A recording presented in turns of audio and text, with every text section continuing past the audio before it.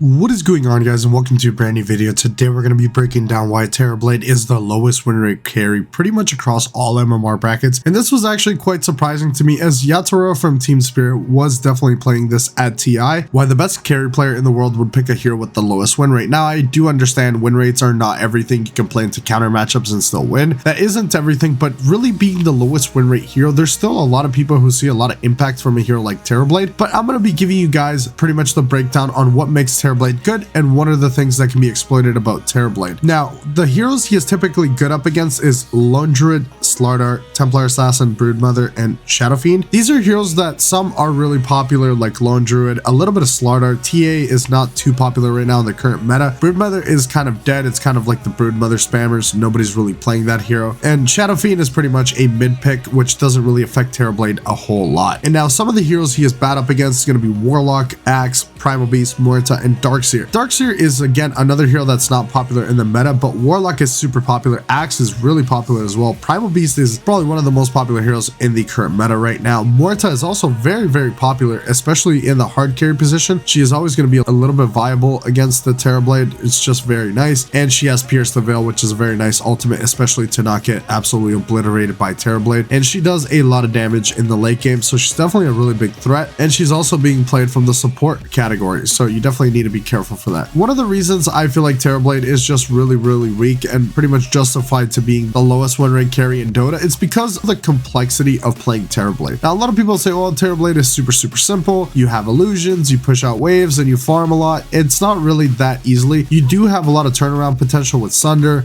You have your illusions, but meta is such a long cooldown, which it's kind of like Black Hole when a team used to play Enigma, because Enigma is pretty much a dead hero. Nobody's playing that hero. But back in the day when people were actually playing Enigma, when you had Black Hole, you'd go for a fight. Without Black Hole, you wouldn't even contest a high ground fight. Similar goes for Terrorblade. When Terrorblade doesn't have Metamorphosis, it becomes very difficult for him to take a team fight in melee form. He's just not that strong. He doesn't have a whole lot of damage going for him, and that is what this hero revolves around. So you got to play around your meta timing. That is one of the most important tools. You usually don't take Sunder in the laning phase unless you feel like you're going to get a lot of value. You usually save a skill point for that, just for the turnaround play. You can do it to your supports as well, just to be able to get that extra HP and not die in the laning phase.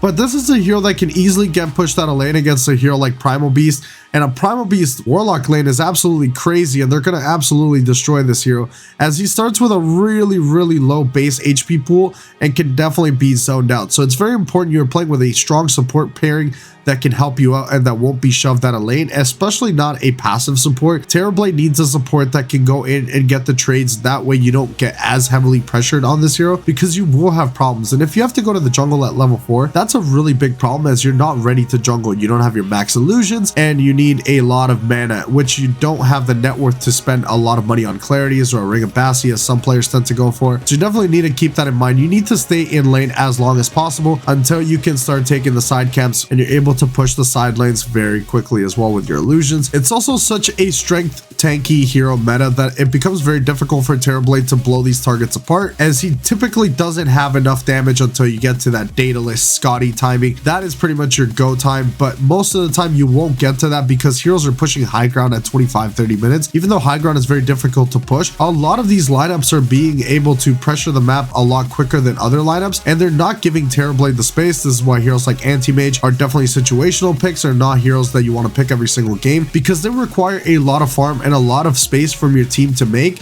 And if your team loses the side lanes, you're going to have a really big problem. And bursting heroes like Earth Spirit, Kunkka, Primal Beast, Spirit Breaker, all these heroes are very difficult to get rid of, as they're super tanky, and they're all natural blade mill heart buyers, which makes it hard for Terrorblade to be able to deal with them. And a lot of these heroes will also go for item builds like Radiance, which automatically deal with illusions, and they don't really care too much about Terrorblade's armor. Now, against matchups like Phantom Assassin, then the Terrorblade can definitely do some work with a Sunder play, and he has natural armor, so he's able to get away from the Phantom Assassin a little bit. But I've seen this matchup go sideways. Even with equal farm, Terrorblade will just get two-shot by the Phantom Assassin with a rapier, so it definitely becomes very difficult. And this this hero is just overall very hard to get value from. You need to be a Terrorblade player to be able to actually get value from this hero, as it's not very easy to play. A lot of players feel like this hero is very easy to play. Definitely, in my opinion, is a very difficult hero to actually get value from, and to be able to play it properly, you need to know exactly what your timings are. Most players will typically say your timing is going to be your treads into your Dragonlance if you choose to go for that build. That is usually your go time, where you're able to split push on the map and do a lot of damage to towers, and you're able to get your illusions out on the map and be able to farm a lot more camps. That's where you become a little bit more efficient, but usually your real go time, I would say, is Manta Scotty, which usually by 22 to 25 minutes is when Terrorblade is typically online on a good Terrorblade player who knows how to farm the map properly and is able to push his engagements. That's pretty much your go time, but some players obviously aren't up to the skill MMR bracket where you are super efficient on everything you do on the map. On a Herald game or Guardian or Crusader or even Archon Legend,